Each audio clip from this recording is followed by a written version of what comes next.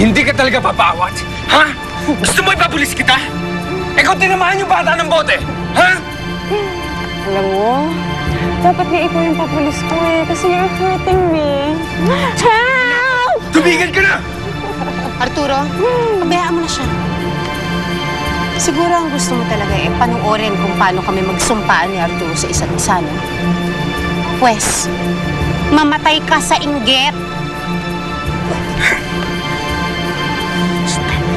Sige, simulan mo ko. Baka gusto mong umuwi na walang muka. Tara na. Hindi na ako makapag-intay na makakasal ulit sa asawa ko.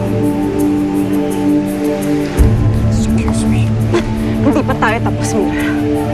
Sinusumpa ko. Hindi kayo magiging masaya. Isinusumpa ko yan!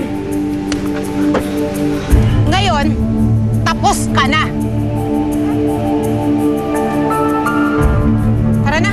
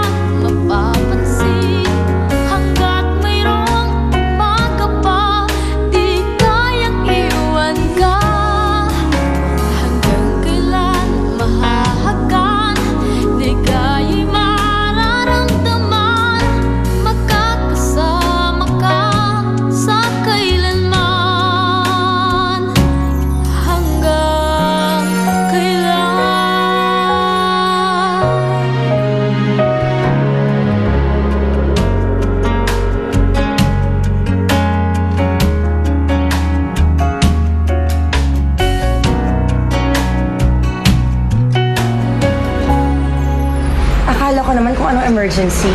Akala ko magpapakamatay ka na. Bakit mo naman naisip yun?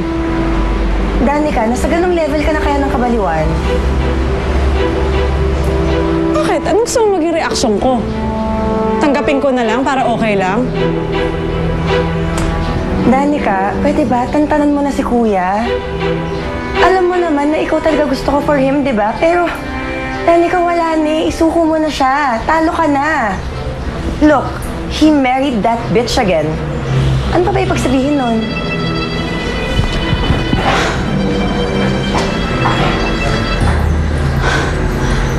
Alam mong hindi ko kayang isuko ang kuya mo, Alex. I can't live without him. Please naman, no, do something. Danica, hindi kita matutulungan. Alam mo yan. Kapag nalaman ni Mama na nag-uusap tayo, ako naman yung magkakaroon ng problema. So please lang, you know, just take a vacation. Bumalik ka sa States or magpahinga ka muna somewhere else. Please lang.